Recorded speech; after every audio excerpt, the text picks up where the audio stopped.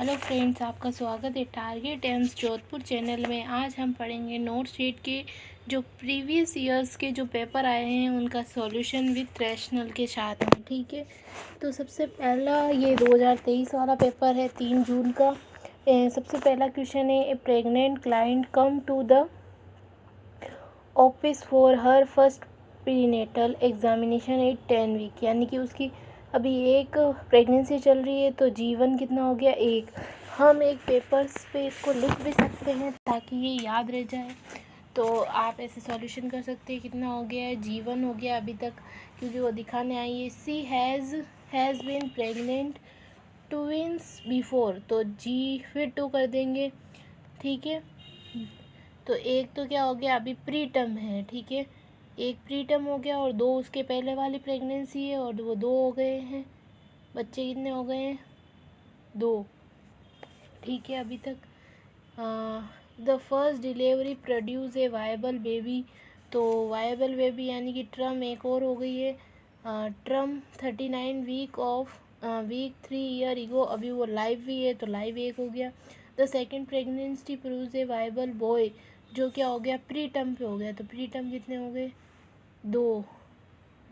नहीं, हम पहले वाला वो जो उसके पेट में उसको नहीं मानेंगे अभी। तो कितना हो गया, प्री टर्म एक हो गया, वो बॉय वाला। The second pregnancy produce a viable baby boy, ठीक है, वो हो गया, 2 हो गया। 2 ईयर ईगो, जो कि वो भी लाइव है, तो लाइव कितने हो गए, 2। Both children are live and will using the GT for score, तो टोटल कितने हो गए, 2 हो गए बच्चे उसके। 2 मतलब हम 2 मान सकते हैं, लेकिन कितनी बार प्रेग्नेंट हो गई वो, 1, 2 और 3। प्रेगनेंसी हम कितनी बार मानेंगे उसकी, 2 बार मानेंगे या 3 बार मानेंगे। तो हम उसकी 3 बार मानेंगे। बताऊँ क्यों, क्योंकि देखो एक बार वो अभी प्रेग्नेंट है, 2 उसके चाइल्ड हो चुके हैं, तो 3 हो गई ग्रेविडा। ठीक है ना। और फिर हमने क्या देखा था सेकंड नंबर पे, ट्रम, तो जो 2 बच्चे हैं जो वो बता रही है दोनों ही जीवित है, तो 2 कर दिया हमने इसमें। ठीक है, फिर क्या है, पी यानी प्री मेच्योर, जो उसका बॉय था वही प्री मेच्योर था, गर्ल तो थी पूरी, तो एक वो हो गया। और अबॉर्शन कुछ हुआ नहीं, तो अबॉर्शन में हम कर देंगे 0। और लाइव बर्थ तो दोनों बच्चों के बारे में बता रही है, वो 2 जीवित है। तो ये हो गया इसका आंसर सी। इसका आंसर क्या है, सी। देखो इसका एक्सप्लेन भी दिया हुआ है थोड़ा सा। The client is currently pregnant for the 3rd child, यानी कि 3 चाइल्ड है उसके, तो ग्रेविडा 3 दे दिया।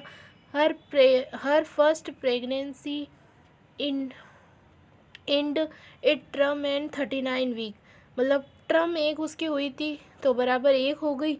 ही सेकेंड प्रेगनेंसी प्री टर्म हुई थी 36 वीक पे, जो बॉय था, गर्ल पूरी हुई थी ट्रम पे। ऐसे कैसे हो सकता है, मतलब कि ये ट्विंस प्रेगनेंसी है ना, ये ट्विंस मतलब साथ वाले बच्चे नहीं है, इसीलिए ग्रेविडा भी अलग अलग हो गया। उसके 2 बच्चे अलग अलग हुए थे, तब ये ग्रेविडा 3 हुए हैं, ऐसे है ना। फिर क्या है, सी सेकेंड प्रेगनेंसी हो गई।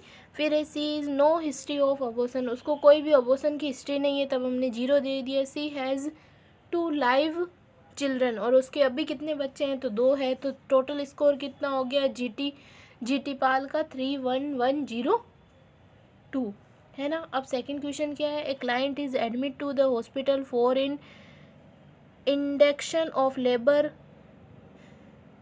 owing to gestation of 42 week, confirmed by date and ultrasound when C is dilate 3 centimeter. C has a contraction of 30 second. C is receiving oxytocin, उसको अभी ऑक्सीटोक्सिन लग रहा है। C nurse first intervention should be, यानी कि अब वो क्या करेगी 32 वीक पे। देखो क्या बोल रहा है क्वेश्चन, कि एक क्लाइंट है जो हॉस्पिटल में है और हम उसका इंड्यूस करवा रहे हैं, यानी कि खुद से लेबर करवा रहे हैं। क्यों करवा रहे हैं, क्योंकि उसकी जो 42 की प्रेगनेंसी हो गई है, 42 वीक की कंफर्म प्रेगनेंसी, मतलब डेट आ गई थी। तो अल्ट्रासाउंड में देख के तो 3 सेंटीमीटर उसका सर्विक्स डायलेट होने लग गया है, और 70 सेकेंड से उसको कॉन्ट्रैक्शन आने लग गए हैं। तो इसीलिए हम क्या कर रहे हैं, अब उसको she is a receiving oxytocin, the nurse first intervention should be. अब नर्स फर्स्ट जो इन्वेस्टिगेशन है वो क्या करेगी, चेक करेगी FHR को। अब इसको चेक करने की क्या ही ज़रूरत है, क्योंकि हम अल्ट्रासाउंड में देख चुके हैं, ठीक है ना। सेकेंड है नोटिफाई द अटेंडिंग फिजिशियन को पता है, क्योंकि ये अल्ट्रासाउंड वगैरह उसने किया है, तो ये भी नहीं करेंगे। Turn off the IV oxytocin, turn off the, of क्यों करेंगे, क्योंकि अब कॉन्ट्रैक्शन बहुत ज़्यादा आने लगे, 30 सेकेंड से आने लगे, तो हम क्या कर देंगे, इसको ऑक्सीटोसिन को बंद कर देंगे। 4 क्या है, prepare for the delivery because the client is properly in transitional phase. ये नहीं होगा, अभी तो 3 ही सेंटीमीटर हुआ है उसका, तो हम कैसे उसका करवा सकते हैं। फिर इसका रैशनल क्या है, the standard of care of in induce according to the guideline that contract should be no expected. हाँ देखो 60 से ज़्यादा नहीं आने चाहिए, जबकि इसमें 70 से ज़्यादा आ रहा है, इसलिए हमें ऑक्सीटोसिन बंद करनी है, ठीक है। Induction induce should stimulated normal labour 70 second contraction during the latent phase 3 centimetre are not the normal. The next contraction can be longer, the increased risk to the mother and fetus. So IV oxytocin should be turned off a priority action। तो हमें इसका third answer मानना पड़ेगा। फिर next question क्या है, इसका C है ना, हमें ऑक्सीटोसिन बंद करना पड़ेगा। नेक्स्ट क्वेश्चन है which of the following stop in not induce in surgical safety check list. इसमें से कौन सी सर्जिकल चेक लिस्ट में नहीं आता है, तो सर्जिकल चेक लिस्ट में क्या नहीं आता है, तो टाइम आउट आता है, साइन इन और साइन आउट आता है, लेकिन साइन इन नहीं, टाइम इन नहीं आता। तो इसका आंसर क्या हो जाएगा, चेक लिस्ट में कौन सा स्टेप नहीं आता है, नोट पूछा है, तो इसका क्या हो जाएगा, टाइम इन, ठीक है। फिर है phases of WHO surgical safety check list, ठीक है। तो सबसे पहले है ट्रिक, इसकी ट्रिक बनाई हुई है यहाँ पे SITOSO, इसको याद कर सकते हैं, टेक ब्लड वर्क ओनली, जिससे हम उसके आगे वाले शब्द याद कर सकते हैं। ट्रिक है SITOSO। साइन इन का मतलब क्या हो गया है, साइन इन, पहले ये साइन इन, फिर टाइम आउट, फिर SO यानी कि साइन आउट, ऐसे याद कर सकते हैं। साइन इन में क्या होता है, नोट से 2021 फर्स्ट शिप में पूछा गया क्वेश्चन था। The period beginning before induce of anaesthesia, the period beginning before induce यानी कि एनेस्थीसिया देने से पहले। This phase should be assess between nurse and anaesthesias, जो नर्स और एनेस्थीसियस है वो दोनों इसको देखेंगे। फिर टाइम आउट में क्या है, the period beginning after induction of anaesthesia and before skin incision, यानी कि पहले जो, फिर है ना हमने एनेस्थीसिया देने के बाद में एक बार वापस जो हमें जहाँ से साइड पे हमें ऑपरेशन करना, उस साइड को डॉक्टर वापस देखेगा, ठीक है। This phase should be assess between nurse assess करेगी उस साइन को, मतलब कहाँ पे करना है, एनेस्थीसिया करेगा, सर्जन करेगा, और फिर वहाँ पे ऑपरेशन होगा। इंक्रीज एंटीबायोटिक यूज़ करेंगे। Prophylaxis has been given prior to 60 minute और नॉट गिवन, 60 मिनट से ज़्यादा नहीं लगाना है हमको। फिर टाइम साइन आउट में क्या है, द पीरियड ड्यूरिंग और immediate after wound closing and the period during और immediately after wound close but before leaving the client from the operation room। जब तक मतलब होश नहीं आ जाता उस पेशेंट को और वो वुंड पूरी तरह से मतलब उसको हम पट्टी वगैरह नहीं लगा देते, तब तक उसको ऑपरेशन थिएटर में ही रखते हैं पूरा ऑपरेशन होने तक, ऐसे मतलब है ना। फिर क्या है, this phase should B assist between nurse, वापस उसको नर्स असिस्ट करेगी, और जो एनेस्थीसिस्ट है उस रूम में, OT रूम में, वो करेगा और सर्जन करेंगे। फिर क्या है, नोट क्या है, in WHO surgical safety checklist time in phase is not include, मतलब टाइम इन जो है वो नॉट इंक्लूड है इस चेक लिस्ट में, ठीक है। तो इसका आंसर क्या था हमारे, फर्स्ट नहीं है, मतलब टाइम इन नहीं है, बाकी सब है ऐसे। टाइम आउट है, साइन इन है और साइन आउट है, ठीक है। फिर नेक्स्ट क्वेश्चन क्या है, all of the following are correct about WHO 5 hand hygiene movement except, मतलब 5 जो है वो हाइजीन हैंड मूवमेंट के है और एक नहीं है। पहला है आफ्टर टचिंग द पेशेंट, ये है। बिफोर टचिंग द पेशेंट, ये भी है। बिफोर टचिंग द सराउंडिंग, ये भी है। बिफोर डू एनी प्रोसीजर, ये नहीं है। एनी डू प्रोसीजर नहीं होता है।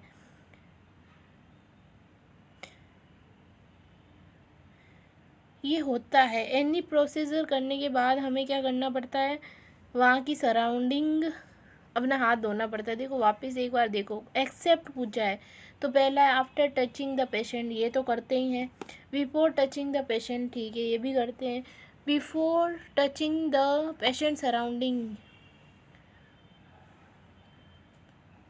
इसका रैशनल देखते हैं क्या बोलता है। WHO 5 movement for hand washing, movement first है बिफोर टचिंग ए पेशेंट, ठीक है, सही है।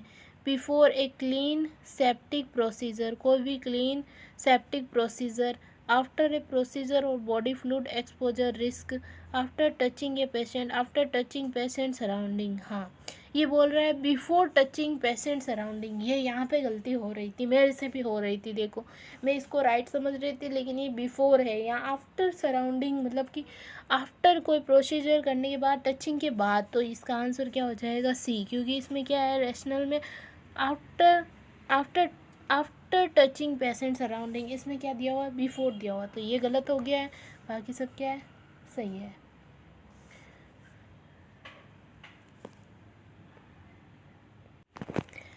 तो इसमें क्या हो गए, 5 मूवमेंट जो WHO ने दिए थे ये देख लिया हमने। अब नेक्स्ट क्वेश्चन देखते हैं। After live biopsy the patient should be place in supine position, prone position, right lateral position या हाई फॉलोअर पोजीशन। मतलब लीवर का बोल रहा है, आफ्टर लीवर, सॉरी ये लाइव नहीं है, ऐसे भी गलतियाँ हो जाती है, अक्सर उसको सही से देखना होता है, ठीक है ना। क्या है, लाइव, लाइव नहीं लीवर, सॉरी, है ना। लीवर में हमने क्या किया है, प्रोसीजर किया है। तो ये क्या बोल रहा है, मतलब कि after liver biopsy the patient should be placed, कौन सी पोजीशन में देंगे हम, लेफ्ट पोजीशन। तो हम देंगे पेशेंट को राइट लेटरल पोजीशन देंगे हम। क्वेश्चन नंबर 5 देख रहे हैं, कौन सा पोजीशन देंगे, राइट लेटरल पोजीशन देंगे। Client position in liver biopsy, client's position in liver biopsy में हम क्या करेंगे, ड्यूरिंग प्रोसीजर हम क्या करेंगे, सुपाइन और left lateral to export the right side, उसको एक्सपोर्ट करेंगे राइट साइड में। आफ्टर द अपर अब्डोमिनल, ठीक है। और क्या बोल रहे हैं, ड्यूरिंग सर्जरी, मतलब ड्यूरिंग जो प्रोसीजर करते हैं हम बायोप्सी का, उसमें हम क्या करेंगे, उस पेशेंट को सुपाइन पोजीशन देंगे, यानी कि सीधा, फिर उसको लेफ्ट लेटरल कर लेंगे, लेफ्ट साइड में लेटरल कर लेंगे to export the right side, जिससे क्या हो जाएगा, राइट साइड एक्सपोर्ट हो जाएगा ऑफ द अपर अब्डोमिनल। फिर आफ्टर प्रोसीजर क्या करते हैं, राइट लेटरल विथ पिलो और surrounding under the puncture side, मतलब कि फिर क्या करते हैं, जो हमने right side lateral with pillow और सराउंडिंग अंडर द, जो हमें पंचर साइड है, to decrease the risk of haemorrhage, उस साइड में दे देंगे ताकि वहाँ से ब्लीडिंग ना हो। तो हम हेमरेजिक और ब्लीडिंग को रोकने के लिए जिस साइड में प्रोसीजर किया था उस साइड में वापस कर देंगे। All other position do not help to prevent bleeding, बाकी सब पोजीशन उसको किस में प्रिवेंट नहीं कर सकती, ब्लीडिंग में, ठीक है। अब से क्वेश्चन नंबर 6 क्या है, what is the best position to keep what is the best position to keep a 12-year-old child after a lumbar puncture to assist CSF।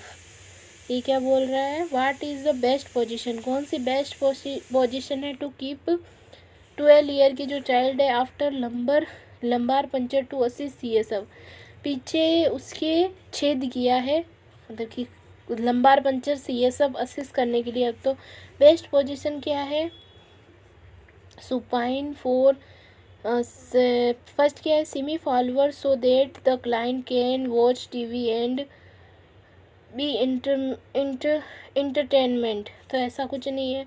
फिर सेमी फॉलोअर्स नहीं देंगे, उसको हम देंगे supine position for several hour so to prevent a headache. हाँ, उसको हम supine position देंगे क्योंकि पीछे बैक में जो स्पाइनल कोड है वहाँ से सीएफ निकाला है।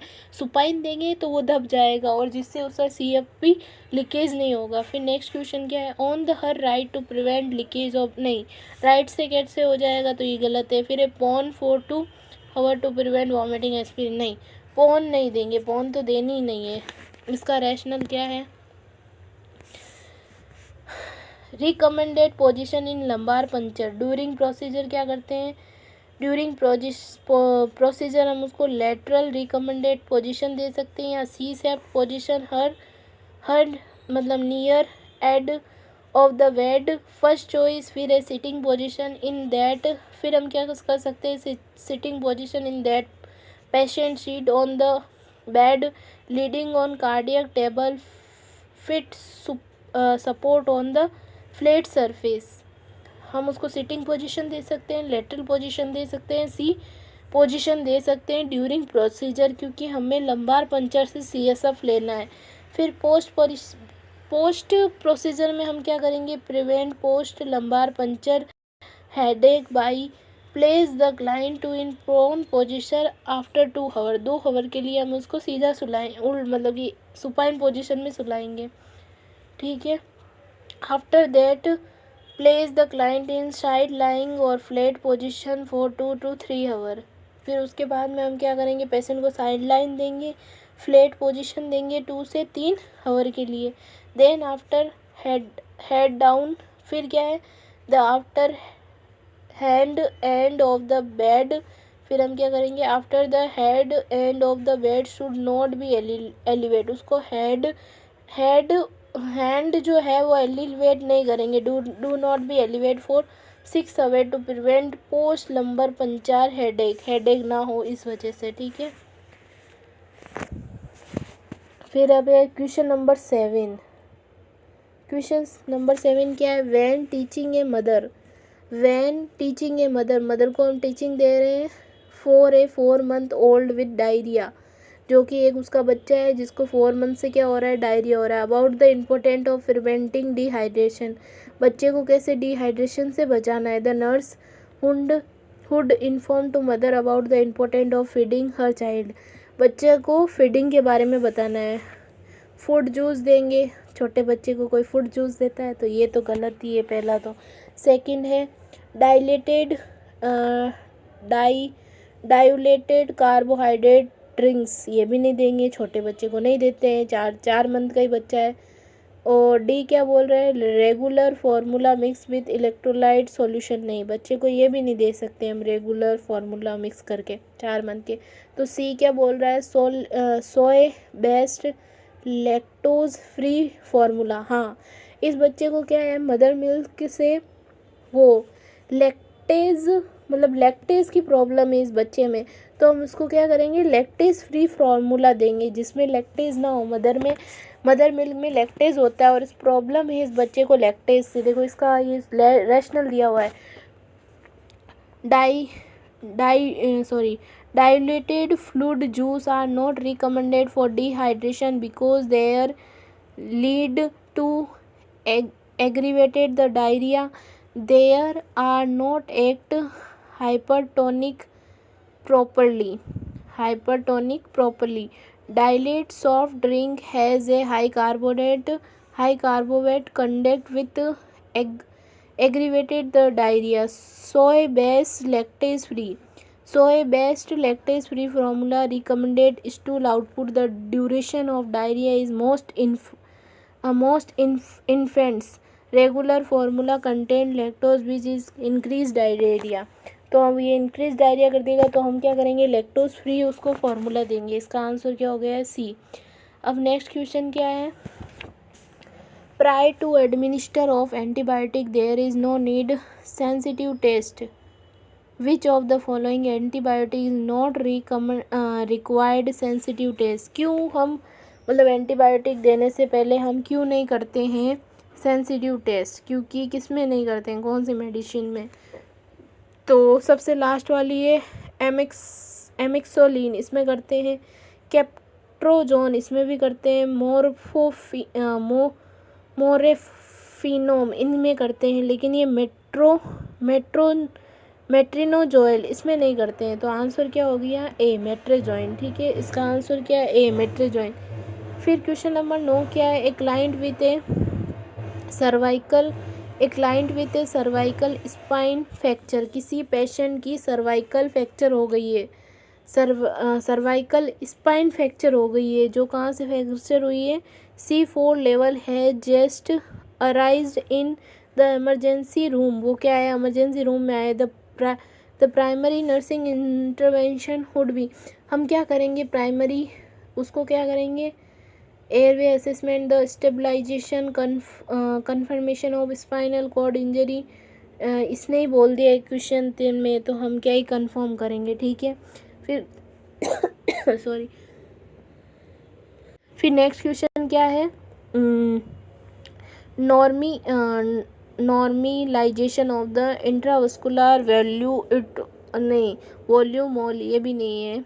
और फर्स्ट है stabilisation of the cervical call spine, नहीं, स्टेबलाइजेशन बाद में करना। इसमें है कि पेशेंट का एयरवे देखना है, क्योंकि वो कहाँ से गई है? सर्वाइकल से गई है। सर्वाइकल आगे क्या होता है? एयरवे, पीछे क्या है? सर्वाइकल। तो हम उसका एयरवे असेसमेंट करेंगे, और जब भी क्वेश्चन में एयरवे आए तो फर्स्ट प्रायोरिटी उसे ही देना है। एयरवे असाइनमेंट और स्टेबलाइजेशन दोनों दे गया इसमें, तो दोनों देख लेंगे। अब इसका रेशनल क्या है? Primary intervention is protection of the airway and adequate ventilation the first priority action. देखो, primary intervention is protection of the airway and adequate ventilation first priority action. If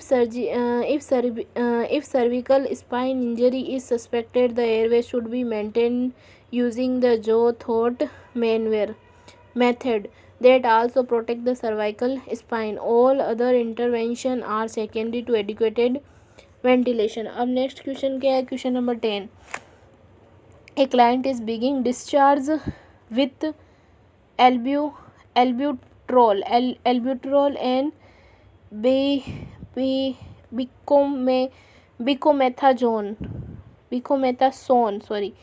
बिकोमेथाजोन जो डाइफेरोनोजेट है, to be administered by inhalation 3 times a day and at bedtime. Client teaching regarding the sequential order in which drug should be administered including, मतलब किस तरीके से ये drugs देंगे उसको, इनहेलेशन पहले कौन सी लगानी है, ऐसे। तो इसको हम क्या देंगे? पहले ब्रोंकोडाइलेटर फॉलो बाय द ग्लूकोकोर्टिकोस्टेरॉइड, यानी कि पहले क्या यूज़ करेंगे? रिस्पायरेटरी में पढ़ते हैं, सबसे पहले हम क्या सबसे पहले हम लगाते हैं ब्रोंकोडाइलेटर, फिर क्या लगाते हैं? कोई अदर मेडिकेशन, ग्लूकोकोर्टिकोस्टेरॉइड। फर्स्ट है ग्लूकोकोर्टिकोस्टेरॉइड फॉलो बाय द ब्रोंकोडाइलेटर, ये गलत हो गया। थर्ड है अल्टरनेटेड सक्सेसिव एडमिनिस्ट्रेशन, ये भी गलत है। अकॉर्डिंग टू क्लाइंट परफॉर्मेंस, ये तो पूरा ही गलत है। तो इसका आंसर क्या होगा? बी, पहले ब्रोंकोडाइलेटर लगाएंगे, फिर हम क्या लगाएंगे? Follow by the glucocorticosteroid. तो इसका रेशनल क्या है? ब्रोंकोडाइलेटर, जिसको हम एल्ब्यूट्रोल बोल सकते हैं, ब्रोंकोडाइलेटर एल्ब्यूट्रोल कैन बी डायलेट करता है ये एयरवे को। इसका रीज़न क्या है? जो ब्रोंकोडाइलेटर या एल्बुलेट है, वो क्या करता है? हमारी जो एयरवे है उसको क्या करता है? डायलेट करता है। फर्स्ट फॉलो फॉर फिर उसके बाद में हम क्या लगाएंगे? ग्लूकोकोर्टिकोस्टेरॉइड, जिसमें बिकोमेथाजोन है, टू बी इनहेल्ड करेगा through open airway and increase the penetration of the steroid for maximum effectiveness of the drug. Rest of the opioids are distress, ठीक है। फिर नेक्स्ट क्वेश्चन क्या है, नेक्स्ट क्वेश्चन है a client with A diagnose, A client with, इसका answer पता चल गया बी है, ठीक है। A client with A diagnose, client हुआ है डायग्नोस जिसे क्या हुई है, C4 की इंजरी हुई है, has been stabilize and is ready for to discharge because this client is risk for autonomous dysreflexia dysreflexia, sorry ये क्या है, डिसरिफिक्सिस है ये। He had his family should be inserted to assist the report about। ये question क्या बोल रहा है कि एक पेशेंट है जिसको C4 की इंजरी हुई है, वो डायग्नोस हुआ है, तो हम उसको मतलब कि उसकी जो है वो उसको कैसे हम डिस्चार्ज बताएंगे और क्या रिस्क होना उसको बताएंगे, ऐसे ये बोल रहा है सही में। तो इसका फर्स्ट है डुआजिनेस एंड ट्रैकिपीनिया, नहीं इसमें ऐसा कुछ नहीं है तो ये नहीं हुआ इसका आंसर। फिर है सर्क्यूमोरल पोलर एंड लाइट हेडेक हेडनेस, ये हो सकता है लेकिन इसके आगे देखते हैं, हेडेक एंड फेशियल फ्यूजन, हाँ ये सही है, फ्यूजिंग, और pallor and itching of the face neck. तो इसका आंसर क्या सी है, क्यों है सी वो देखते हैं। तो वो है autonomous डिसरिफ्लेक्सिया, autonomic डिसरिफ्लेक्सिया, it is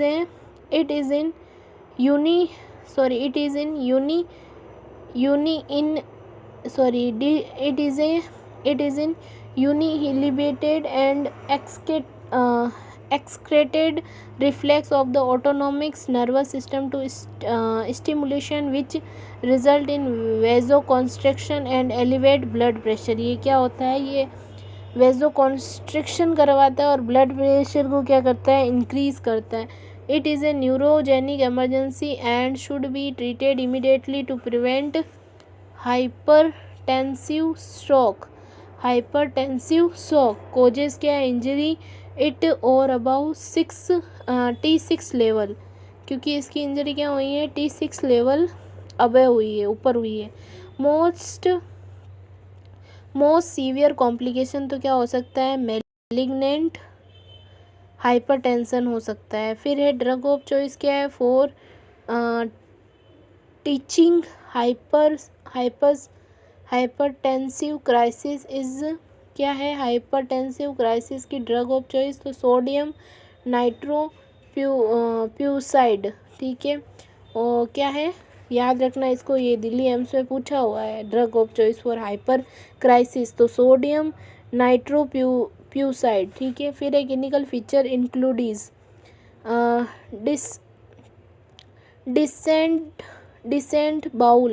decent bowel and bladder cardiac sign है। डिसेंट होना किसका, बाउल और ब्लैडर का, कार्डियक साइन हो गया, ये PGI में पूछा है, इसको कार्डियक साइन कार्डिनल साइन बोलते हैं क्योंकि इससे फिर हार्ट पे इफ़ेक्ट पड़ता है। फिर है hypertension, bradycardia, headache, diplopia and nasal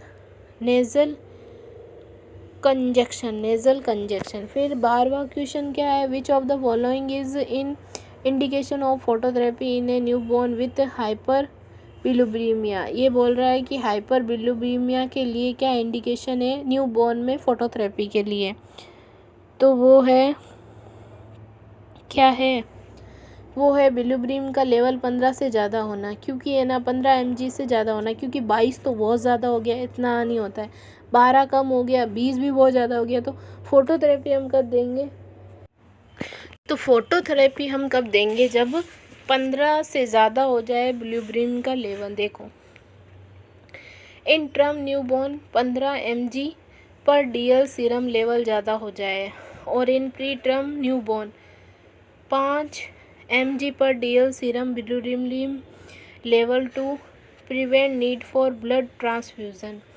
फिर है phototherapy should be discontinues when serum level turn to less than 10 mg per DL for 2 minutes, 2 times से ज़्यादा अगर बिलुब्रीम का लेवल 10 से कम आ जाए तो हम क्या करेंगे, उस पेशेंट को फोटोथेरेपी बंद कर देंगे।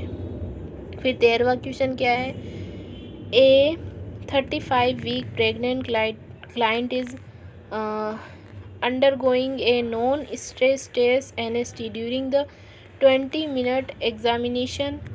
20-minute examination, the nurse noted three fetal movement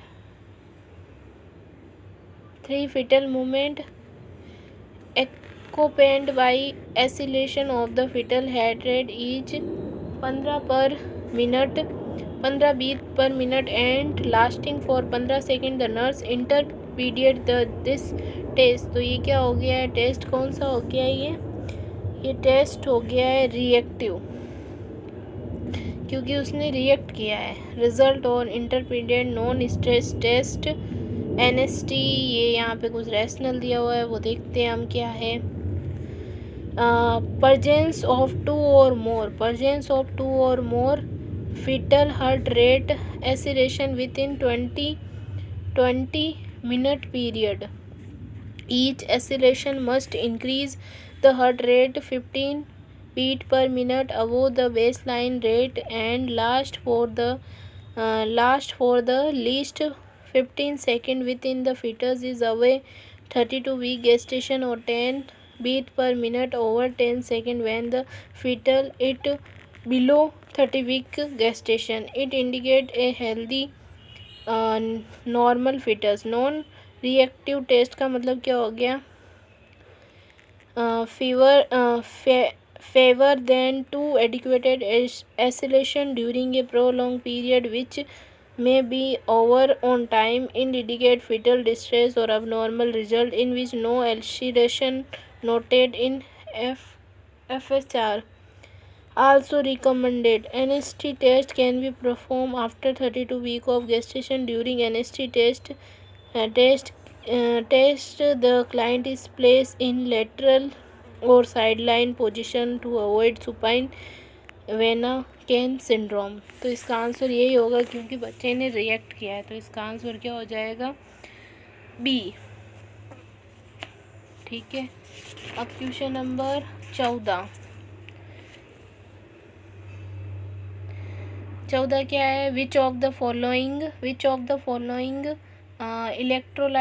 electrolytes should be monitored in a patient with congestive heart failure receiving digoxin and furosemide। तो हम क्या लेवल चेक करेंगे, तो उसके साथ हम पोटेशियम का लेवल चेक करेंगे, सही है ना, पोटेशियम का ही करेंगे ना, किसके साथ, डिजॉक्सिन और फ्रूसेमाइड के साथ। ठीक है, फिर during CPR the rescuer should be changes three position during CPR the rescuer should be changes 3 position।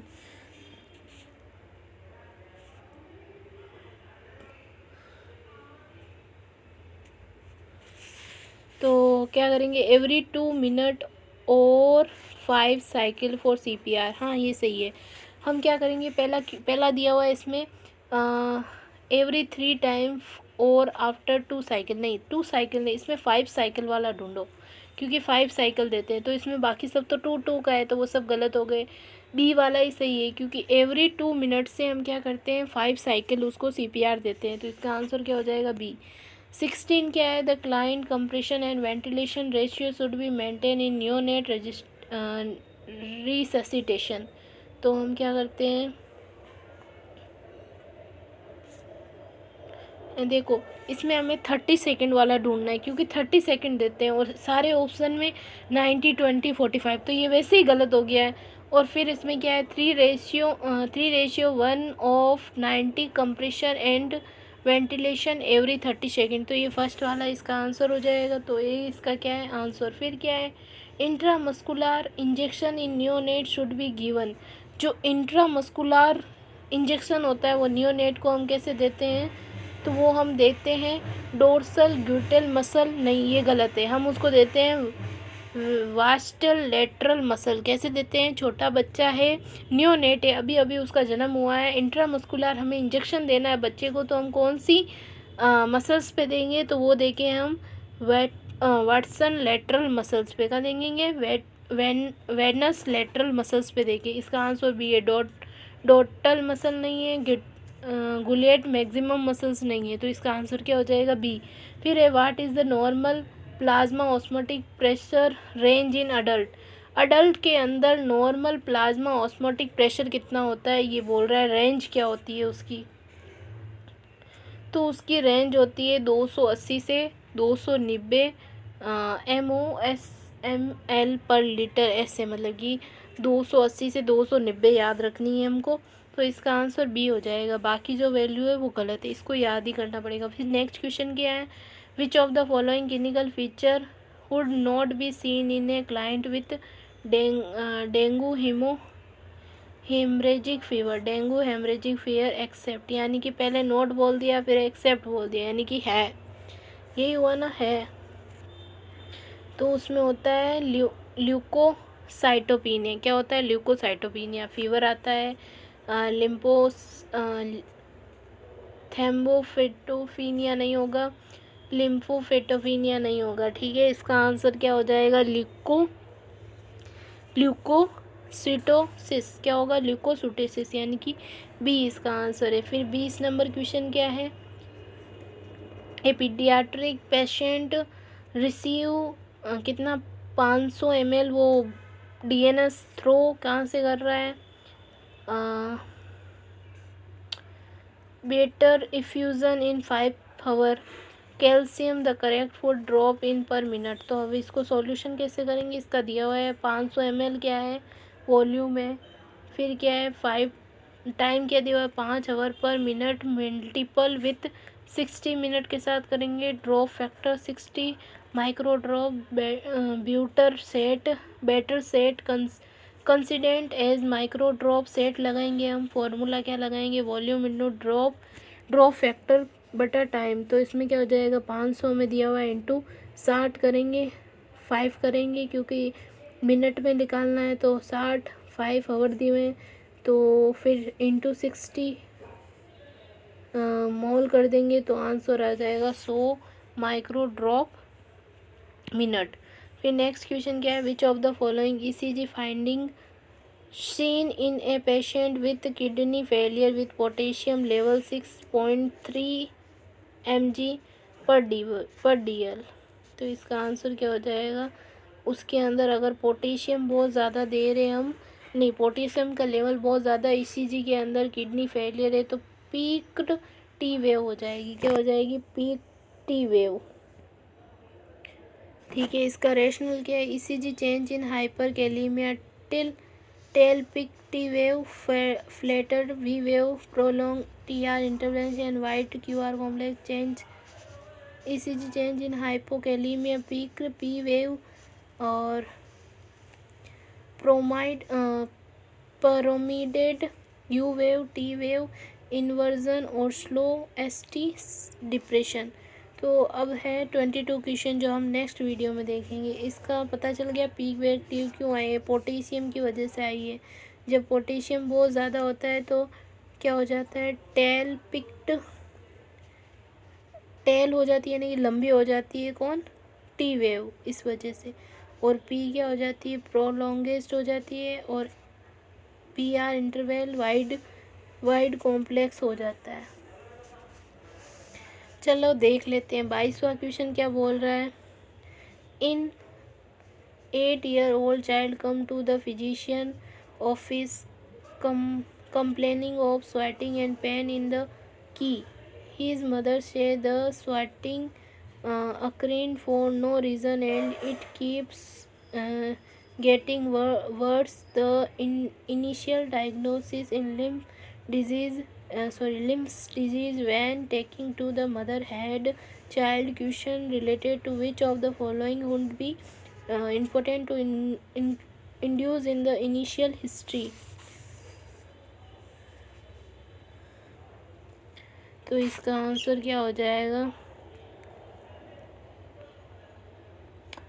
इसका आंसर होगा वैसे सी। क्या होगा, सी। बाद में देखते हैं ऑप्शन, पहले सी देख देते हैं।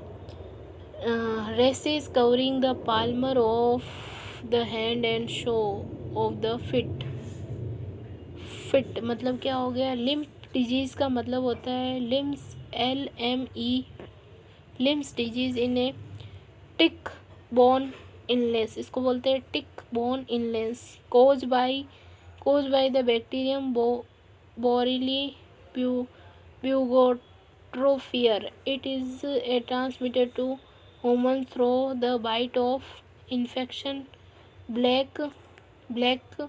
black-legged tick. Typical symptoms including fever, headache, fatigue, malaise, joint pain, weakness in lower limb, and characterized skin rashes called erythema margies, which often occurring in will eye pattern. Bull eye pattern.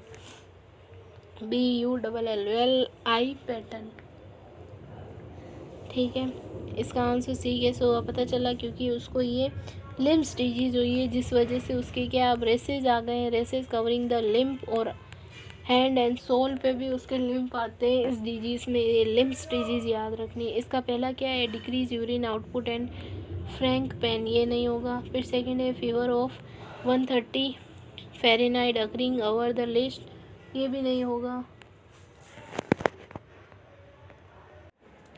ठीक है, last क्या है, headache and Mela sore throat तो इसमें होता ही नहीं है, तो ये भी नहीं हुआ.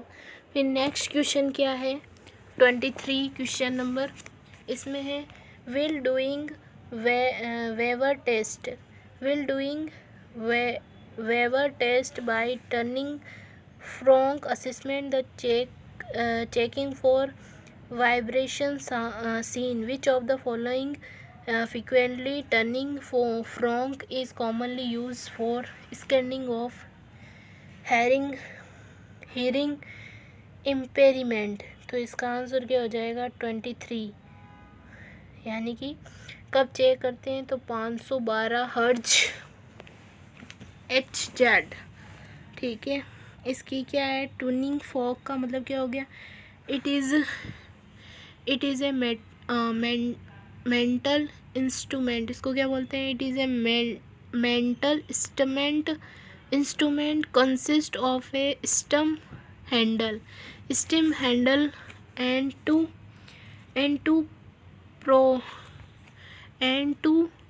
prongs that from a U-shaped frog. The three commonly performed turning frog tests including Renning test, Weber test, and absolute bone continuation test. Turning frog are used to check a patient hearing loss or to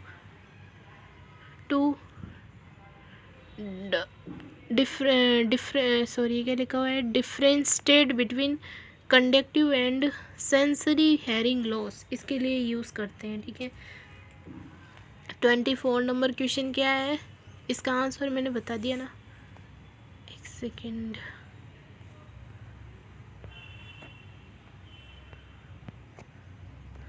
इसका answer क्या बताया मैंने आप लोगों को, हाँ 512 HG. ठीक है, हेयरिंग के लिए चेक करते हैं. हेयरिंग यानी अपनी कान की मतलब कान की क्षमताओं के लिए चेक करते हैं. फिर है 24 number question, A 30-year-old male patient come in the surgical OPD ward में आया है. उसको क्या हो रहा है, विथ पेन. किसकी शिकायत लेके आया है, पेन की शिकायत लेके आया है वो. और क्या बोल रहा है, पेन हो रहा है, discomfort and sweating around the anus के साइड में, एंड ब्लीडिंग हो रही है पर रेक्टम. हिस्ट्री क्या है उसकी, history suggestive haemorrhoids what will be confirmatory test in OPD. मतलब एक पेशेंट आया है, उसको क्या प्रॉब्लम है, उसकी स्वेटिंग हो रही है, डिस्कम्फर्ट और स्वेलिंग क्यों हो रहा है, ये सब कुछ क्योंकि एनस की साइड में उसको क्या हो रही है, पेन हो रहा है और ब्लीडिंग हो रही है. और उसकी हिस्ट्री रह चुकी है, उसको क्या हो गया है, हेमरॉइड्स हो गया. हेमरॉइड यानी कि मस्से की प्रॉब्लम हो गई है उसको. ठीक है, इसका आप कंफर्म टेस्ट हम क्या करेंगे, उसमें USG करेंगे, सिग्मेटोस्कोपी करेंगे, या पेक्टोस्कोपी करेंगे, या डायलेट रेक्टल एग्जामिनेशन करेंगे. तो हम उस पेशेंट में क्या करेंगे, उस पेशेंट में हम उस पेशेंट में हम करेंगे पेरेक्टोस्कोपी। क्या करेंगे? प्रेक्टोस्कोपी करेंगे। क्या करेंगे? पेरेक्टोस्कोपी। यूएसजी नहीं करेंगे, ना ही एब्डोमिनल देंगे, ना ही सिग्मोइडोस्कोपी करेंगे, ना ही डाइलेट करेंगे उसके रेक्टल को। हम करेंगे पेरेक्टोस्कोपी। इसका मतलब क्या हुआ है? Proctoscopy is a considered confirmatory test for haemorrhoids, क्योंकि ये हेमरॉइड्स का एक कन्फर्मेटिव टेस्ट है। इसको याद रखना है हमको। डायग्नोसिस करने का तरीका है, क्या है? पेरेक्टोस्कोपी। क्या है? पेरेक्टोस्कोपी क्या है? एक कन्फर्म टेस्ट है किसका? हेमरॉइड्स का, which is allowed to examiner to assess the anus rectal or lower pane of column, lower part of column। फिर है डिजिटल एग्जामिनेशन टेस्ट क्यों नहीं करते हैं? Is not stand test to diagnose for haemorrhage either external and internal. इसको हम नहीं कर सकते हैं डिजिटल वाले को, ठीक है। फिर है 25 नंबर क्वेश्चन। 5 नंबर क्वेश्चन क्या बोल रहा है? A 30-year-old patient has come in emergency department with a rupture gall bladder. उसके अंदर क्या हो गया है? रेप्चर्ड हो गया है गॉल ब्लैडर। और उसके अंदर क्या है?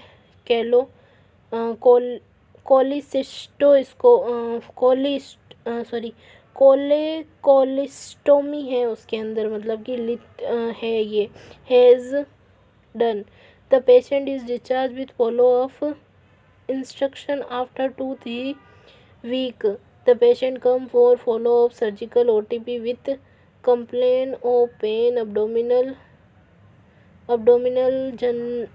generate tardiness in abdominal pain etc. What should be possible complication? उसको क्या हो गया है पेशेंट को? तो उसको हो गया है पेरिटोनाइटिस। क्या हो गया है? पेरिटोनाइटिस हो गया है। ये नहीं हुआ है गैस्ट्रिटिस, नहीं, ये सब कुछ नहीं हुआ। उसको हो गया है पेरिटोनाइटिस, यानी कि clinical feature of including peritonitis का मतलब हो गया है रीबाउंड टेंडरनेस, जो कि इसने बोला है रीबाउंडेड टेंडरनेस। यहाँ लिखा हुआ था ना, अभी आया था ना, क्लिनिकल फीचर्स बताए वो इसमें होता है। और है ब्यूमेरिंग साइन। जो ब्यूमेरिंग साइन है मोस्ट कॉमन इसी में होता है, पेरिटोनाइटिस में। abdominal pain, rigidity and grunting, intense while coughing और सीजिंग और malaise, nausea, vomiting, increase temperature and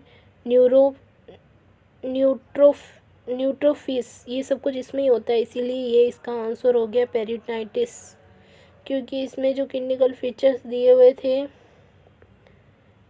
वो किसके थे? पेरिटोनाइटिस के। तो 25 का ये हो गया। अब है 26 नंबर क्वेश्चन, ठीक है। इसमें क्या है? To enhance the pre contents, ये क्या बोल रहा है? To enhance the pre contents absorption of nitroglycerin patches is would be most important for the nurse to select a site that is which of the following। तो near the heart, हाँ near the heart तो लगाना ही है। Non hearing area, हाँ non hearing area लगाना है। Muscular या over ए bone prominence. तो इसका सबसे अच्छा आंसर क्या हो जाएगा? हार्ट के पास तो लगाना ही है, लेकिन जहाँ पे बाल नहीं हो वहाँ लगाना है पैचेस। तो कहाँ लगाएंगे हम? मोस्ट इम्पोर्टेंट साइट हो गई नॉन हेयर एरिया। तो इसका आंसर क्या हो जाएगा? बी। रैशनल देख लेते हैं। Skin side free of hair will increase absorption and should avoid distal part of the extremities due to less than the proximal absorption. All other option cannot be affect absorption of anti nitroglycerin patches, ठीक है। फिर है 27 question. A patient in 28 week gestation in receiving labetalol. एक पेशेंट जो 28 week का है, mother है वो कोई, वो रिसीव कर रही है क्या, labetalol and magnesium sulphate for क्यों ले रही है, प्री एक्लेम्सिया है treatment. On check list her BP कितनी हो गई उसकी, कम हो गई है 26/45। The most likely cause of finding false reading, accidental overdose of labetalol, magnesium sulphate toxicity, या पेशेंट इज एनजिस। इसका आंसर क्या होगा, एक्सीडेंटली ओवरडोज ऑफ लेबेटालोल, यही होगा, क्योंकि वो लेबेटालोल ले रही है और इसकी वजह से क्या हो गया है, बीपी कम हो गया है। तो फिर इसका रेशनल क्या है, labetalol is in anti hyper sensitive A class of medicine called beta blockers. It work by relaxing blood vessels and sweating heart rate to improve blood flow and decrease blood pressure. If blood pressure decrease below the baseline then it may be due to overdose of labetalol, क्योंकि यही हुआ है। तो इसका answer क्या हो जाएगा, B, accidentally overdose of labetalol. अब है 28 नंबर क्वेश्चन, इसका क्या होगा, what would be the correct step in follow in female catheterisation. Female catheterisation के लिए सही क्या है, तो फर्स्ट है क्लीन विथ बेडिटिन। हाँ, सबसे पहले हमें क्या करना है, क्लीन विथ बीटाडीन लेना है। फिर अप्लाई ये क्या लिखा हुआ है, अप्लाई लिग्नोकेन ऑन टिप, मतलब जो टिप है उसके ऊपर हमें जेली लगानी है जिसको लिग्नोकेन बोलते हैं, ठीक है। ऑफ कैथेटर इनसाइड कैथेटर, फिर कैथेटर को अंदर डालना है। Check for urine inflate the